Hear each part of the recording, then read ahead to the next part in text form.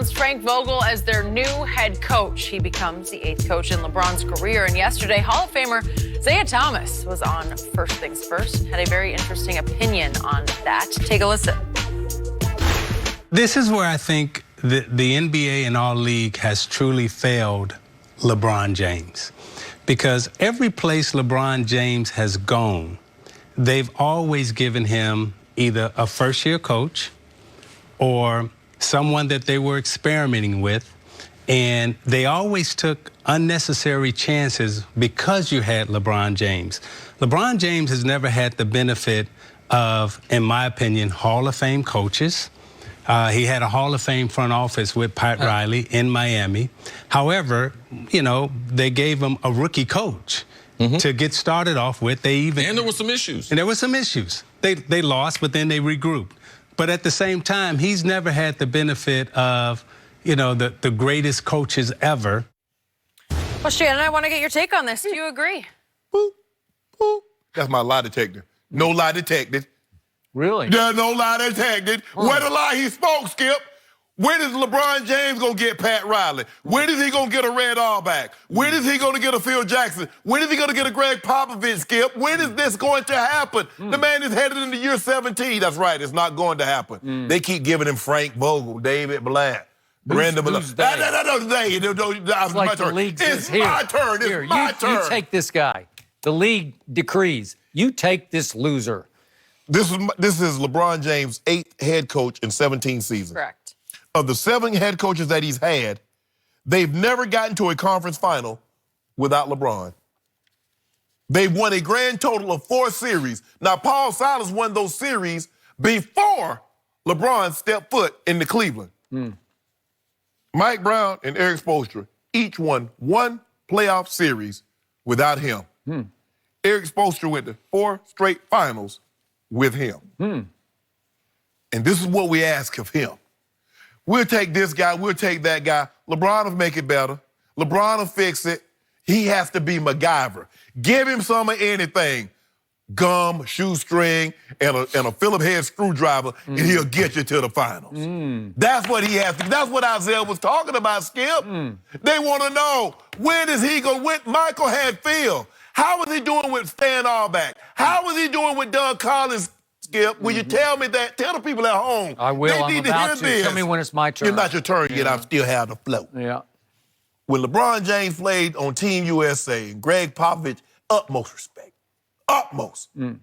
That's all I just wanted him to have. Just one time in 17 years, give him a pop, give him a Coach Auerbach, or Pat Riley, or Phil Jackson. Just once. Cut over a span. Nah, he goes there and you give him a rookie, like Isiah said, give him a rookie head coach. That's what they do to him. Really? And he make it work. And then y'all want to criticize him. Really? Huh. So, is it my turn? It seems like you just ran out of ammo. No, I got plenty more. Yep. I'm reloading. Go ahead. I got reload. I'm reloading. I got plenty more over here. Here we go again with revisionist history. Here we go again with LeBron James, the most overprotected superstar in the history of sports. Because now let's go back and look harder at what really happened to LeBron's resume of coaching. His first head coach was Paul Silas. He was a really good basketball player and a really good coach because he had just taken Charlotte to 4 straight playoffs. Charlotte, right now under Michael Jordan, Charlotte can't go anywhere, right? Yep. And he had taken him to 4 straight playoffs, and that was LeBron's first head coach. Yeah. Did the league do him a disservice with Paul Silas? I think not. Now, I don't know what happened in year 2 because it went sideways, and then it went south. And he got fired with 18 games left, and I don't know if LeBron had something to do with it. I'm going to guess that Paul Silas was pretty hard on LeBron James. And I'm going to guess that LeBron didn't love that hard, old-school coaching from Paul Silas in his second season when he was starting to feel his oats and say, you know what, I got this. I know how to play basketball because I have a higher IQ than even Paul Silas has. And I will give you that he did. But something went wrong with that. So that was a quality, qualified, first-time head coach that LeBron inherited in Cleveland, okay? Then let's go to Miami, shall we? Pat Riley is obviously one of the great coaches ever. Yeah. And again, he handpicked and hand-taught Eric Spoelstra everything that he knew. And remember, in the first year, LeBron reportedly went up to Pat's office and says, no, you coach this. And he said, no, you're going to play for this man because this man's really going to be good for you and for us. And what happened? They actually won 2 championships together. Eric Spoelstra, again, Dwayne was there and Chris was there. What's Spoelstra done since LeBron gone? Well, I think he's been pretty good. No, I think he's a pretty good coach. Whoa. Well, I mean, I'm trying to figure something. Hold on. Now, after Michael left, Phil got with Shaq. Okay, well, I think it's still my turn. Okay, go ahead. Because now we get to Ty Lue, who, by the way, was really good with LeBron. In fact, I'm not sure you could find a better fit for LeBron than Ty Lue. I didn't mention Ty Lue. Ty Lue. Obviously played the game, and then he showed us he could really coach the game, and he coached LeBron to his greatest achievement ever. Come back from 3-1 down against those Golden State Warriors without Kevin Durant. And without Draymond for Game 5. But they had Draymond Game 6 and 7, so stop. Okay, so Ty Lue was really good. Okay. So did they do LeBron a disservice to hand him Ty Lue, to force Ty Lue upon him? No. No, It was a great fit. How did Ty Lue get the job? David Blatt. Ty Lue was second in command of David Blatt. Now, if you're going to tell the story, tell the whole story. Don't But pick he up in wound chapter up 15. with Ty Lue. He fired David Blatt, and he got Ty Lue. You see what you did? I think he didn't fire no that. Yeah. Now, what about Mike Brown? You skip. I need you to get Brandon Malone. Well, I just picked out the 3 that really worked for LeBron because anybody would want to play for those 3. Really? Yes, really. So let's start with Magic Johnson, shall we? Yes. Sure. So he got strapped. He got saddled with Paul Westhead for his rookie year. Remember that? And Paul Westhead had never coached as a head coach in the NBA. He'd just been a year assistant. He had been a head coach at LaSalle, but that's just LaSalle. I know it's a big deal in Philly, but it's not a big deal nationally. So what happened? Magic said, no, you're out, and I'm going to handpick my real head coach. I'm going to go pick the team color commentator on the television network.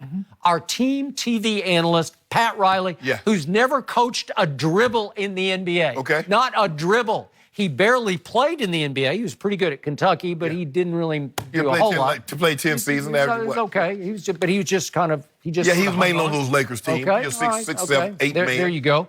But he had never coached one dribble, and he took over for Magic Johnson. Was that a disservice to Magic? No, Magic just took him along for a great ride. They should have gave us Steve Kerr. Because Steve Kerr was at TNT and never coached. And then he went to then he went to Phoenix, if I'm not mistaken, got run out of town there, went back, and lo and behold. So this is what you have to learn. The big difference between college basketball and pro basketball is college basketball is a coach's game. Sure. Pro basketball is a player's game. Players take coaches for great rides, such as Duncan Ginobili and Parker took Pop for a great ride. Why didn't Michael take Doug Collins for that great ride? Why did he take Stan Auerbach for that great ride? I need to know this thing. Because people at home want to know. He clashed with one for basketball reasons. He clashed with other for personal reasons.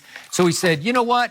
I'm going to elevate this guy who has never coached in the NBA, one dribble as a head coach. I'm going to take this guy who had only coached in the CBA and also in Puerto Rico because Phil Jackson couldn't even get a job in the NBA for about 10 years. He struggled. He scratched. He clawed. Okay. And he'd never coached as a head coach, not one dribble. Yeah, and Michael Jordan said, you know what? I'm going to take you for a great ride. Just stay out of the way. Just handle all the peripheral. He clashed so much with Doug Collins. When he went to Washington, guess who he named the head coach? It's called forgiveness. You good Well, we've been talking about it. You said LeBron forgives everybody. Okay. He forgave. Why didn't he forgive Jerry Krause? Why didn't he forgive Jerry Krause? Because Jerry Krause declared war. Whoa, you didn't let me finish. He declared war on Michael Jordan. He declared war on Phil Jackson. What did he declare war? He fired. He ran off Phil Jackson. What did he do? Okay. He got him Scottie Pippen. He made a trade with Seattle and got Scottie Pippen. He got tired of getting swept in the first round. You're losing this one. No, don't skip. They just took nobodies. Pat Riley was a nobody as far as a head coach went. Phil Jackson was an absolute nobody, and Michael and Magic just made them what they were. And then Phil, who's been, you want to talk about basketball blessed, he goes to L.A. and he inherits, how about Shaq and Kobe? Will that work? Yeah. Yeah, okay, thank you. And then he just keeps on keeping on, and he gets Kobe and Gasol, and it's pretty good. You know, it works. Okay, okay. Of those guys, which one of those guys going to turn in to beat Luke Walton? That's what LeBron got when he came to LA. He got Luke Walton. Yeah. He goes back to Cleveland, he got David Blatt. Luke Walton is such a bust. He's such a loser. He's such a zero that Sacramento could not wait to hire him. Man, we know, Skip, we know how the good old boy network works out. Now, hold on. Mark Jackson had the Golden State Warriors in the playoffs, twice? And can't even get a call. Luke Walton got fired and got another 5-year gig. Most overprotected superstar in history. So I think he's been just fine. Thank you very much. He done an unbelievable job, but I'm just asking a simple question. Yeah, well, I'm asking you the hardest question, which is, why didn't Paul Silas work? Because Paul Silas is really good at what he did. He had his great head coach right there. They could have gone for a great ride together, but LeBron said, nope. Okay. So, and Paul Silas coached when after that? Well, he was older. He was in his 60s. What you call him was in his 70s when he coached. Hubie Brown. How old was Hubie Brown when he coached in Memphis? Come on, How'd that work out? How'd that work out? Took him to the playoffs. Oh, stop. Here's what we do know, LeBron showed support for his new coach. That's all we know right now about the future of moving on. What about the Warriors when they move on? Will they struggle with Kevin Durant if he's able to come back? Kendrick Perkins is here. Always fun to have him help us. Next.